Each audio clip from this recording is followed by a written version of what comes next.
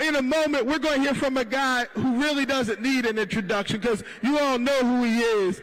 He's a guy who started out as a mayor who decided he was going to run for president.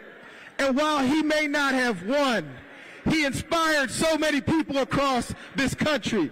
He let us know that no matter who you are or who you love, there's a place for you in America. He let us know that even if you're from a small town, there's a place for you at the highest levels of government. He's a person that has been working to make sure we can all move around, but he's a person who every day inspires people, gets up, works, and he's a young guy. On top of that, I'm so proud to introduce to some and present to others a man who's inspired a whole lot of folks, Mayor Pete Buttigieg.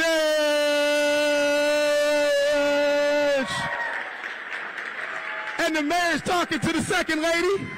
That's a special moment. And folks are excited. We're going to hear from just a moment. We're going to hear from Mayor Pete. Mayor Pete. Once you're a mayor, always a mayor. Now, my daddy was a mayor.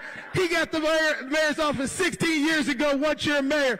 Jim Brewster served in the Senate, but he said, once you're a mayor, always a mayor. So my friend, Mayor Pete. Thank you. Good morning, Pennsylvania. How about the next second lady of the United States of America, Gwen Walz? I am so excited to be with you. I never thought I could be this excited to be up this early after being up that late past my bedtime. But I can feel the energy in this party, in this room, in this country, and that is the energy that is going to propel us to victory in November. You know it. You are the center of the political universe right now. And can we count on you to turn out every single Pennsylvania vote? I know that we can, and I know that Americans will listen to the call if we reach out and find them. Because remember, the American people already share our vision of America. We just got to remind them of that. The American people already agree with us on issue after issue after issue. The American people already believe that it's the wealthy who are not paying their fair share and the middle class that needs a break, not the other way around. The American people already agree with us that in a free country, a woman makes her own health care decisions, not some politician, and you get to marry who you love and be who you are. The American people already agree with us that the best way to protect our children is not to ban books from their school libraries, is to keep guns out of their neighborhoods and make sure they're safe from gun violence. The American people are on our side. And it's not just the policies, it's not just the issues that people agree with us, it's results.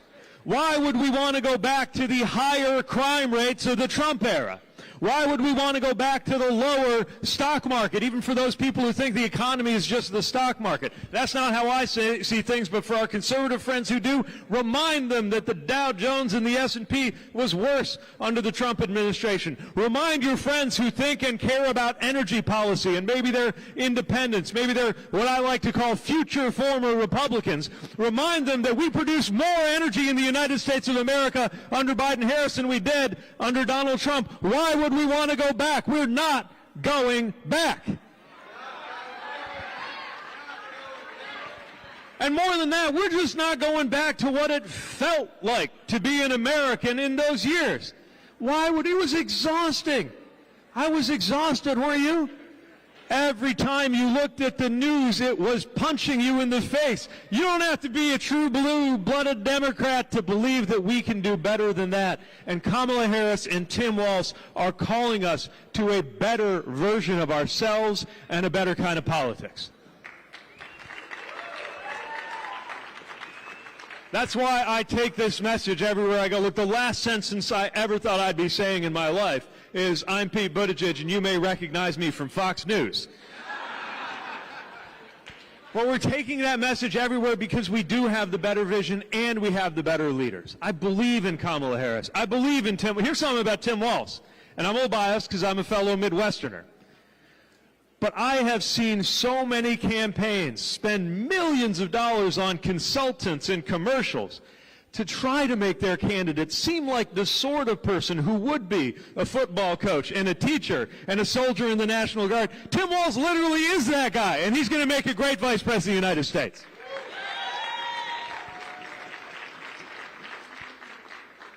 Especially when you compare him to the other guy.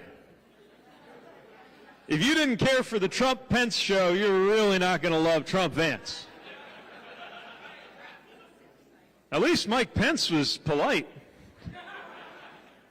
We don't need a vice president of the United States who thinks that people who don't have kids are childless cat ladies. I'm a dog guy with 2 kids, and I'm insulted by that. That's not how you talk about your fellow Americans. We definitely don't need a president of the United States who fact-checkers assessed in his last press conference told 162 lies, misleading statements, or distortions. I don't know how he did that. I don't even mean morally. I just mean physically. I don't know how he did that. That is Olympic-level lying. That is not what we need from the highest office in the land. We can do better. We will do better. With Kamala Harris, Tim Walz, Democrats up and down the ticket from your local races to your extraordinary Governor Josh Shapiro, to Bob Casey, who we need back in the United States Senate, and all of the fantastic leaders. Thank you for what you're doing. Thank you for welcoming us here. We will see you on the trail early and often. Vote, vote, vote. We're going to need every single one of them. Thank you. Nice job managing the stage. That was Mayor Pete Buttigieg.